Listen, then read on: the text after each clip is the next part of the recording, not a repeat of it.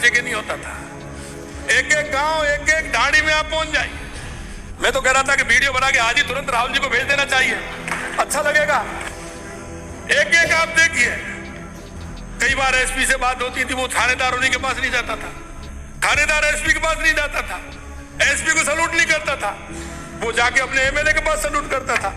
वो कहता था मैं तो इसलिए लगवाया हूं, मैं एसपी के पास क्यों जाऊंगा। इतनी पुलिस का क्या हाल किया, ये आप सभी, क्या आपकी आत्मा में आपने देखा नहीं? उन युवाओं का कुठाराघात आपने यही नहीं किया, आपने उन पिता पुत्रों के बीच में भी द्वेष पैदा करने का काम किया। क्योंकि हम गांव से आते हैं, गांव में हमने देखा है मुर्गी के लिए तकुआ का घाव बहुत बड़ा होता है। हमें ये सरकार ना पर्ची की है ना खर्ची की है, बल्कि ये सरकार धरती की है और धरती पुत्रों की है। धरती की और धरती पुत्रों की है।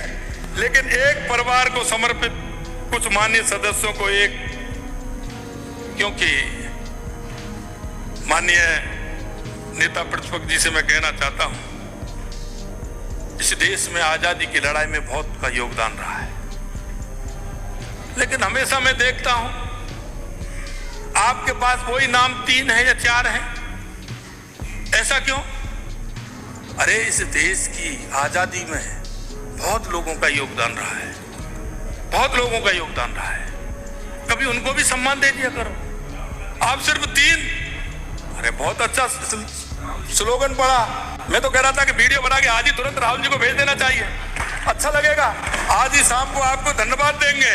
वो यात्रा कहाँ है, कौन सी यात्रा कर रहे हैं, उस यात्रा से तुरंत कहेंगे कि हमारे प्रतिपक्ष के नेताजी ने बहुत अच्छा एक शेर हमारे लिए पढ़ा है। हाँ, मेरा मुख्यमंत्री बनना अभी तक शायद ठीक नहीं लग रहा है, इसलिए मैं कहना चाहता हूं। बैठिए बैठिए, अरे सुनिए माननीय सदस्य, दरअसल विपक्ष के कुछ माननीय सदस्य पूरा सुन लीजिए। इसलिए आप मैं पर्ची पर भी आ रहा हूं, आपकी पर्ची पर भी मैं आ रहा हूं।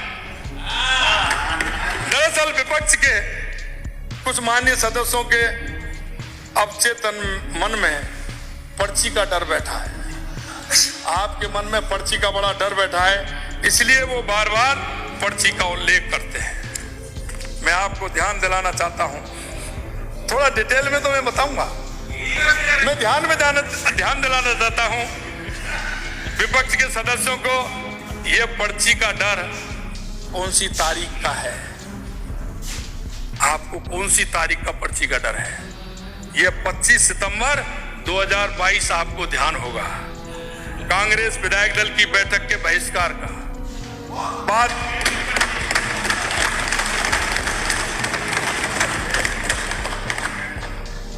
बहिष्कार के बाद से जहन में बना हुआ है, किसी शायर ने सही कहा है, औरों के ख्यालात की लेते हैं तलाशी, औरों के ख्यालात की लेते हैं तलाशी, और अपने गरेवान में झांका नहीं जाता। माननीय अध्यक्ष जी, माननीय अध्यक्ष जी, हाँ बैठिए। अरे आपसे, अरे वो जगह, अरे बैठिए, माननीय जगह हुए। माननीय मंत्री जी, माननीय अध्यक्ष जी, माननीय मंत्री जी, मैं आपसे निवेदन करना चाहता हूं, और मैं निवेदन यह करना चाहता हूं कि माननीय केंद्रीय पर्यवेक्षक आते हैं, मीटिंग बुलाते हैं, मीटिंग कहीं दूसरे स्थान पर होती है, वो लज्जित होकर के चले जाते हैं। ये हमारी परंपरा है। मैं आपको इतना बताना चाहता हूं माननीय अध्यक्ष जी, ये भारतीय जनता पार्टी है। एक भी मुख्यमंत्री बनने से पहले, हाँ माननीय अध्यक्ष जी, सरकार ने भ्रष्टाचार के मामले को संरक्षण देने के लिए हमारी केंद्रीय जांच ब्यूरो को अनुसंधान हेतु दी गई सामान्य सहमति का निर्णय वापस ले लिया था। मैं कहना चाहता हूं अध्यक्ष जी, क्या डर था? ऐसा क्या डर था? जरा बताइए ना। और आप सही हैं तो डर किस बात का? लेकिन जो करता है उसको पता होता है, उसको पता होता है, इसलिए वो डर था। मैं आपको कहना चाहता हूं, यह निर्णय हमने वापस ले लिया है।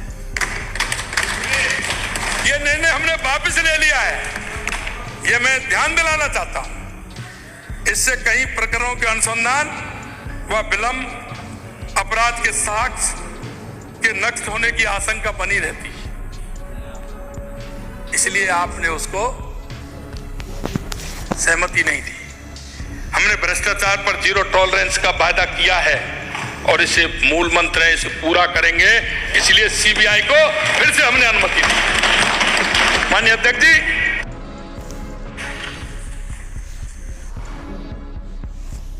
राजस्थान की सरकार ने प्रदेश में ही नहीं पूरे देश के अंदर कलंकित करने का काम किया। हमारी जो पवित्र संस्था आरपीएससी, उसको भी दागदार कर दिया, दागदार कर दिया। अरे हम पढ़ते थे तो देखते थे, हमने भी एग्जाम दिए हैं, लेकिन जब हम देखते थे राजस्थान की आरपीएससी की साख पूरे देश भर में पहले नंबर थी। क्या हो गया? ऐसी मजबूरी क्या थी?